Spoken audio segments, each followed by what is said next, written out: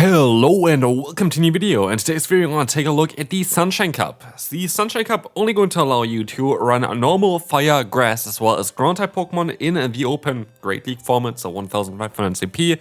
And today we're going to take a look at what you want to run here. It's going to be a meta that is sadly centralized again around Credilli, which in my opinion is something that they should fix in the future. But let's take a look here at 10 top teams. We have some fun teams here today as well that should work out, but yeah, are a little bit more spicy because yeah, I kind of want to give a little bit more of variety. This cup itself could be quite stale, depends on how things are gonna go, but let's dive into it and let's take a look at 10 top teams. Where we are going to start off with one of the most consistent teams that you can possibly run. This is the first team that I kinda started building because it made a lot of sense. We have Gligar, weak in theory I guess to water, but like also still can damage it quite well with Fury Cutter Aerials. You have Credilli, which is also a water type answer, having extra acid, rock tomb, grass knot, and then Stomp in the back, which is still alright against water type Pokemon as well. Again, water types have to like have one of the other subtypings, so it's a bit more difficult to obtain good ones here. And as you'll see here as well, for water types by the way, most of them don't run water type fast moves. There's not really any good water type fast move other than Water Shuriken, which is very much just Greninja, which is not allowed in this cup. But as we will see here as well, this team basically doesn't really have a real weakness. Gliscor I wouldn't count as a real weakness here, I have to say. Like it is not really a weakness because Gligar is really neutral against it and gets one shot by one Hydro Cannon, so yeah, like I feel like it's still kind of solid and the rest is totally alright here. Flygon, maybe, but even Flygon is going to be quite neutral for the team. There's nothing that really is a weakness to this one. So we can take a look now at the next one here, where we are going to take a look at, the Stomp in the lead, the Credilli again. They're going to be teams where Credilli isn't in it, by the way, and also, yeah, Credilli is just a Pokemon that you can basically use in nearly any position in this current meta. But as you see here, Swampert, Credilli, Ferrothorn. Ferrothorn with a Metal Claw is going to be very interesting. Why Metal Claw? It's just going to allow you to have a way better matchup against Credilli, doing some, nice damage against this Pokemon with this fast move. So you're going to be able to add up energy, but also just have a lot of fast move pressure. Again, as Credilli is one of the most common Pokemon, you kind of want to have something that can counter that, and this is your Pokemon to do that. And yeah, this is the reason why we have the move Metal Claw on it. It is not recommended to have Metal Claw based on PvP Poke, but I just think still that this is the ideal way to go for this Pokemon. Moving on, we're going to take a look at Blaziken. Why Blaziken? The reason for Blaziken is quite simple. There are not really a lot of good fighting type Pokemon, and again, we are currently living in a meta of Credilli, and we kind of want to counter this Pokemon. Blaziken is one of the better options to do this because Blaziken can just farm this thing down, especially the Shadow version, which you kind of need for this one. Blaziken also has cool coverage in Blaze Kick and Stone Edge, and again, while we have a double fire team here, there is no real water type that wants to run a water type fast move, which makes the matchups for us a bit, easier, I guess. Again, water types don't really have good fast move pressure. There's no water gun use or anything like this, so you don't really have to be pressured by this. Otherwise, I don't think they share a weakness because the ground weakness of fire type Pokemon is getting rid by the flying type, flying typing of Talonflame, and then the rock type weakness is kind of substituted there by the fighting type of the Blaziken, which can resist that. So this team generally is a very good team to run. And as we will see here as well on paper, it looks cool as well. Skeldurge can be a bit of an issue apparently, but like Ferret should be able to still deal with this Pokemon, so I'm not too sure about that.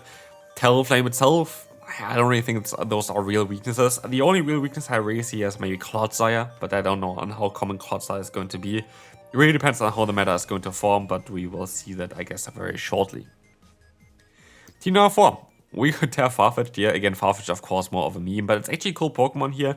Together with the Lurantis, I want to have a team with Lurantis. Lurantis and Farfetch'd both learn Leaf Blade, allowing you to have coverage against those Mud Boys.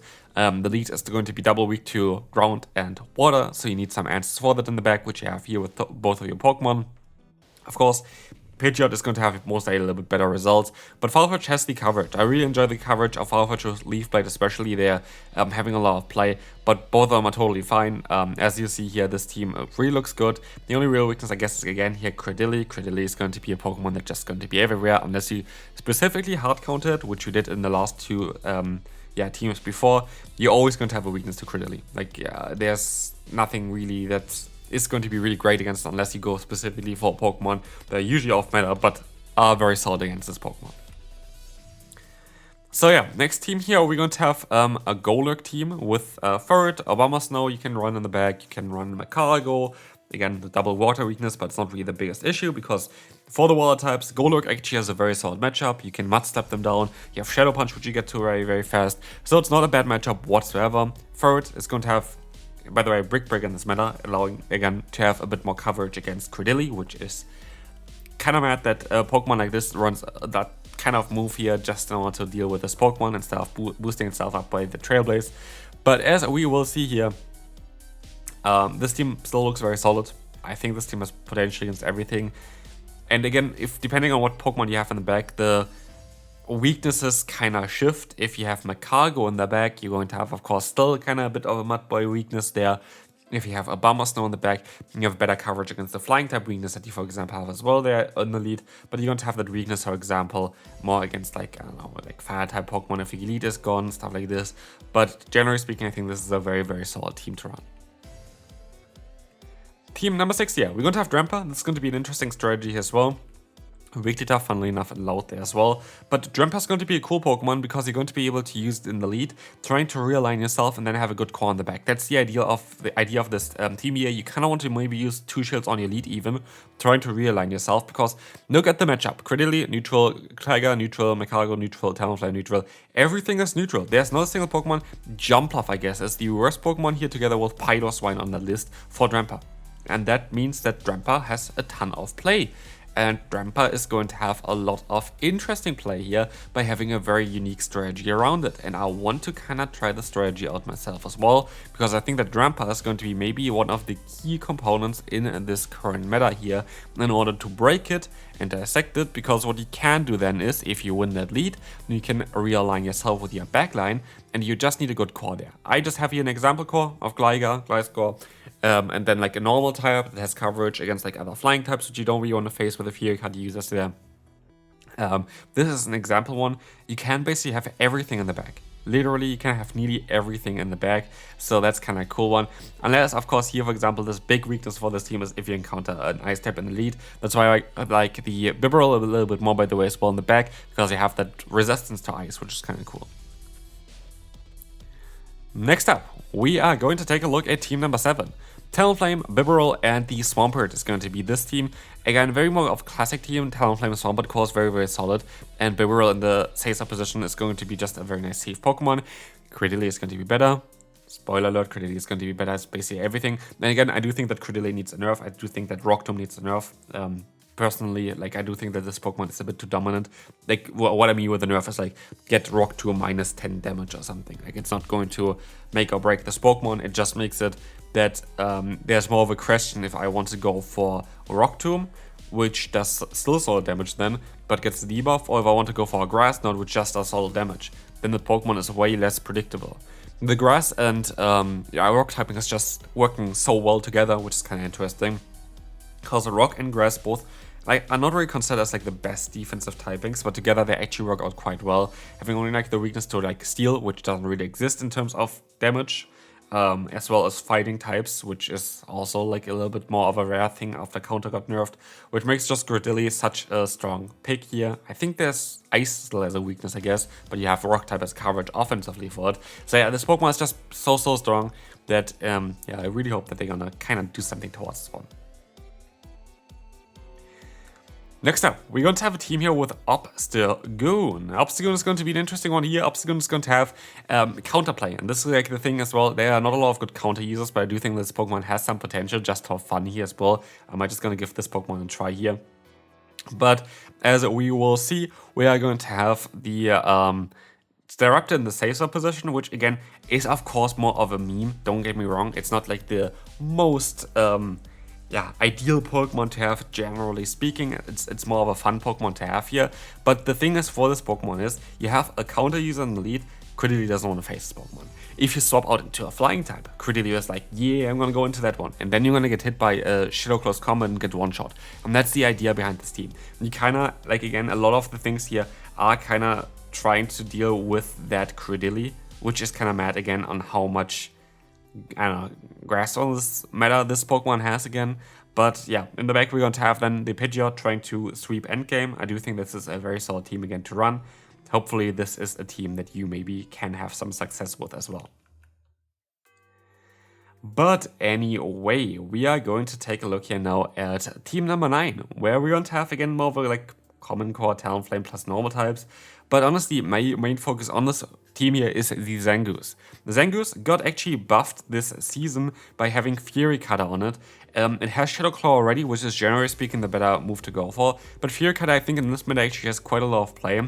Shadow Claw would have some play though as well. Doesn't mean that Shadow Claw version is now nothing that you can use anymore and it's going to be the worst Pokemon you're ever going to try. That is absolutely not going to be the case. But this is going to be an interesting one. I do think that this is going to be an interesting team here. I could even see Shadow Claw having a bit more play against Clodsire and Skeldritch, for example, though. This would be somewhere where it really depends on like the user and what they want to run. But I do think that this is a cool team here. I do think that Zangoose has a lot of potential. Zangoose is a very, very much attack-weighted Pokemon though, so be mindful of that. But as we will see here, this is actually a very solid team that only really have the weakness of Clodsire in my opinion. Against Skeldritch, I think you can deal with. You have like still Fly in the lead. You're going to have Ferret. You have some play against this Pokemon. But yeah, I do think that this is going to be an interesting one here for sure. And as you're going to see here as well, team number 10 is coming up next. And I want to have a little bit of a fun one here. I want to take a look at Piloswine. Piloswine actually is a very cool Pokemon. Having access to the move Icicle Spear and just being an Ice type in a meta where Ground type and Grass type Pokemon are allowed is a kind of cool thing to have because you just have a lot of offensive pressure against opponents. If you have the Shadow one, you have even more offensive pressure, but then again, you have a little bit less bulk.